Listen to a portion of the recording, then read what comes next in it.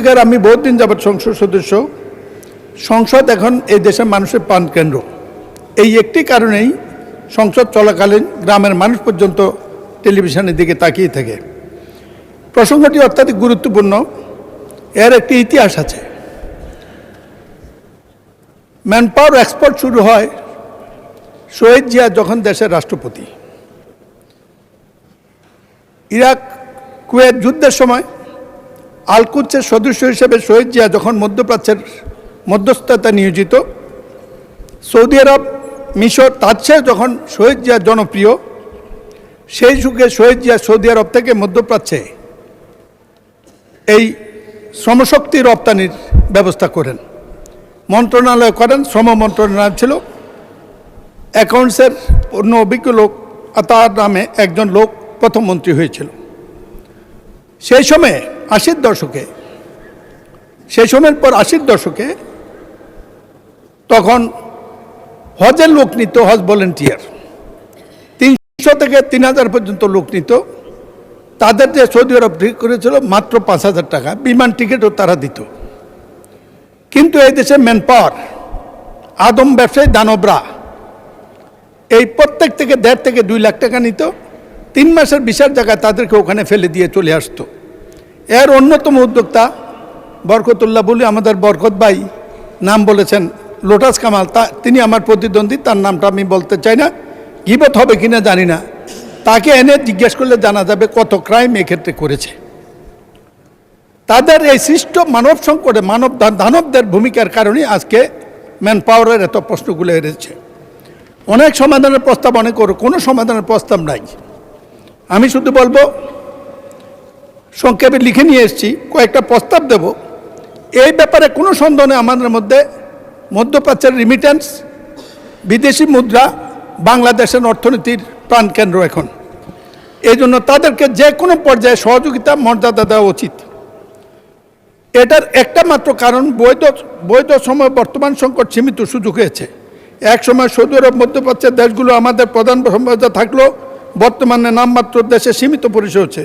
অধিকাংশ মধ্যপ্রাচ্যের লোক যাওয়ার এখন নগণ্য। মালয়েশিয়ার শ্রমবাজার বন্ধ, তার জন্য দায়ী এই সিন্ডিকেট। সকল সরকারের সময় একটা সিন্ডিকেট কাজ করে।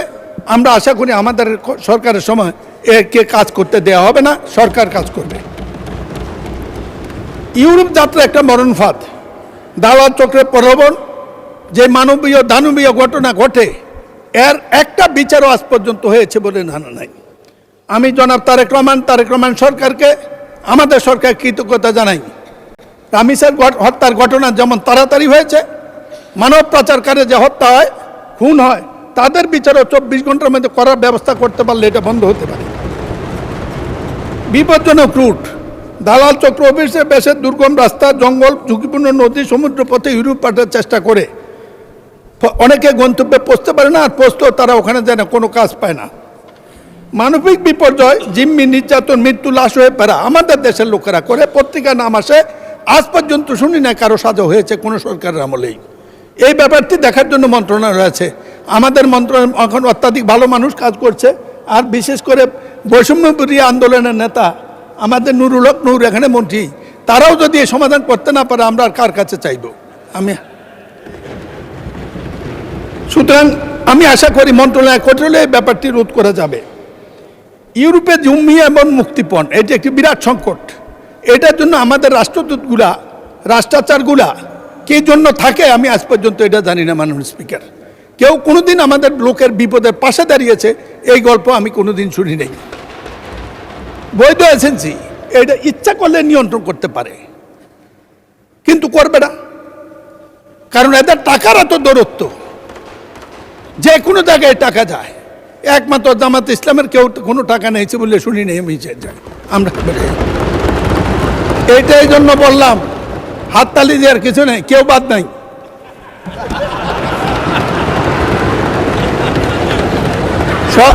সব দূর সালাউদ্দিনকে দেবেন। মোহধারী দেখলে দুলাভাই মনে করার কোনো কারণ নাই।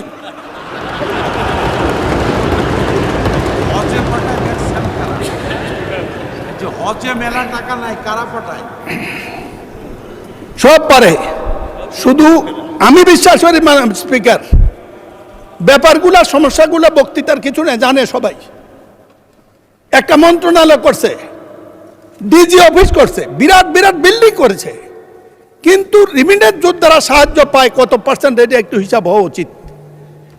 স্বরাষ্ট্রমন্ত্রী আমাদের, আপনি এইটাও তদন্তের আওতায় নিতে পারেন। বাদ তো কিছু দেন নাই, এটা একটু ধরেন।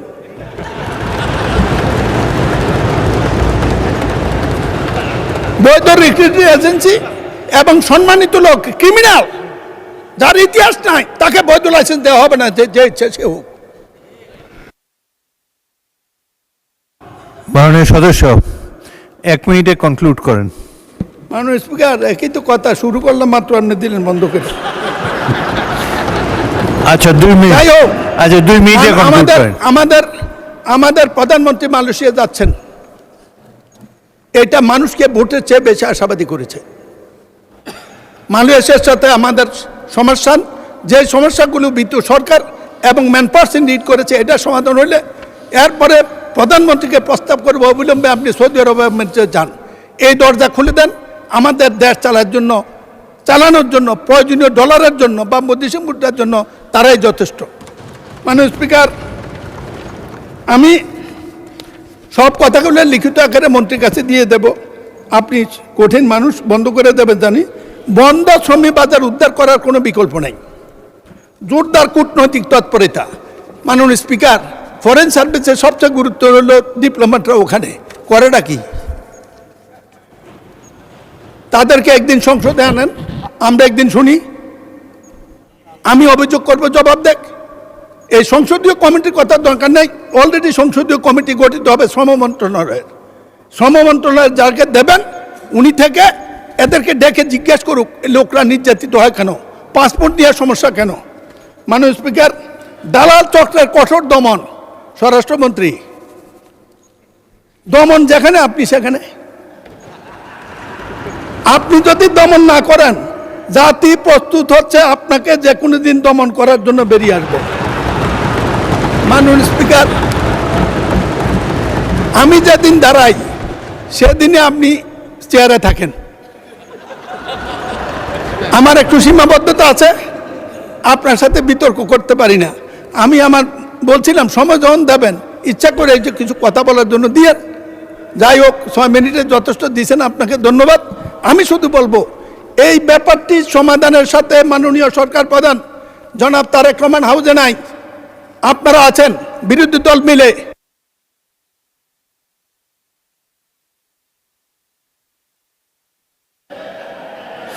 আর 1 মিনিট।